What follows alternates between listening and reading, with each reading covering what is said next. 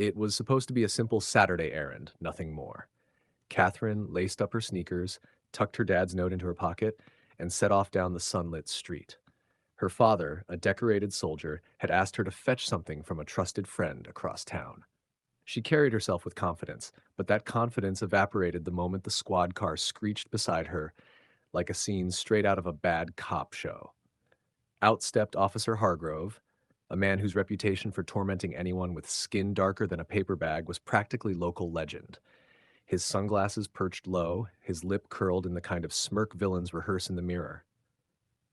"Hey, you, girl, where are you going?" he barked as though she'd just stolen the moon. Catherine, polite as always, greeted him and explained the errand. But he wasn't listening. His eyes flicked over her like she was a suspect on display. He leaned on his cruiser and sneered, "Your business ain't your business until I say so." His tone dripped with the kind of venom meant to humiliate. She mentioned her dad was military, but that only lit the fire. "Soldier's daughter, huh? Sure. I bet you've got bombs in that backpack, don't you?" He chuckled, loud enough to draw curious stares from the sidewalk. Phones began to rise, cameras blinking to life. Catherine swallowed her anger, her voice steady. "It's just an errand, officer." But Hargrove wasn't about peace. He wanted a scene, a performance of power.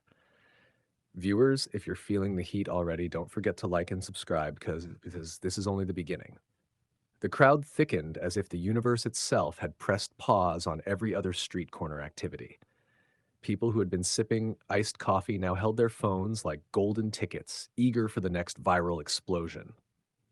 Catherine stood there, back straight, while Hargrove strutted around her like a rooster guarding a parking lot. He raised his voice theatrically. "Ladies and gentlemen, look here!" We got ourselves a suspicious character, claiming to run errands for her soldier daddy. His sarcasm was so thick it could have been butter on burnt toast.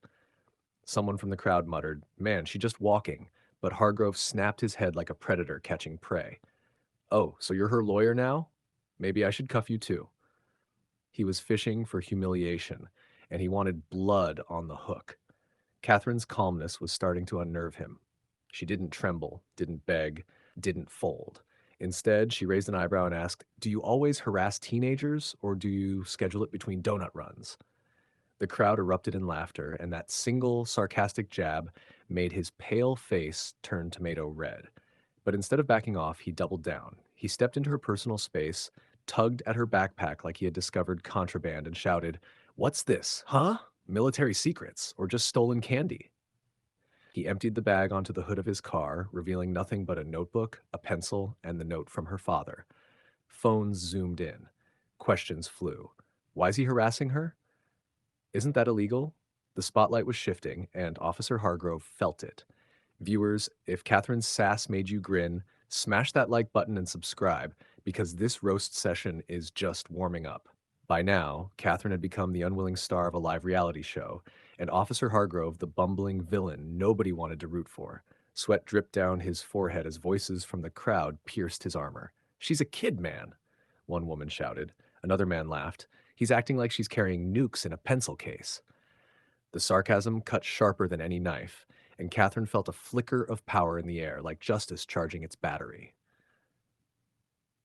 Hargrove, desperate not to look weak, puffed his chest and barked, "Everyone back off! I know how to do my job!" He shoved her notebook off the hood, papers scattering like wounded birds across the pavement.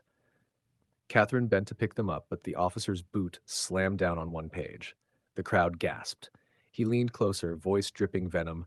"Stay in your place, girl. People like you never get far." That line was gasoline on the fire. A young man yelled, "People like her? What's that supposed to mean?" Phones were now live streaming, hearts and angry emojis flooding the digital battlefield. Catherine, instead of breaking down, straightened up with the kind of poise that made him look small. She looked him square in the face and said, loud enough for the cameras, "Funny how you need a badge and a crowd to feel taller than a teenage girl."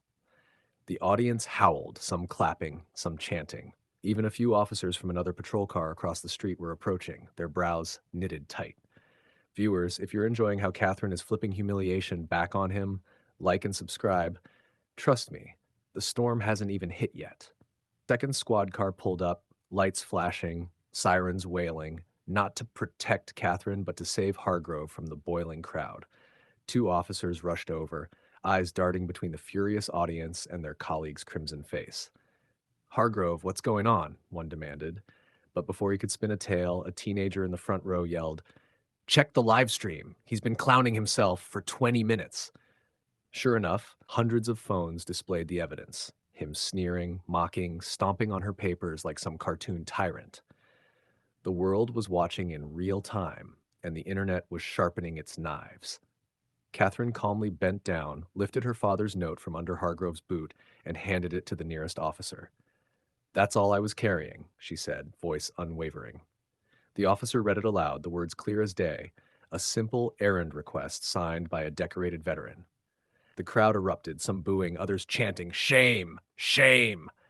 Hargrove's hands trembled, his power slipping faster than sand through fingers. Then came the twist. Among the crowd, a tall figure stepped forward. Catherine's father himself, still in partial uniform, having returned early. The silence that fell was electric. He walked past the chanting crowd, his medals glinting in the sunlight, and stopped directly in front of Hargrove. With the calm authority of a man who had faced real enemies, he said, "That's my daughter, and you just disrespected the family of a soldier who protects your right to wear that badge." Phones caught every word. Hargrove's face drained of color. The laughter, the chants, the pointing fingers, it all closed in like a tidal wave. His career, his image, his illusion of superiority, obliterated in seconds.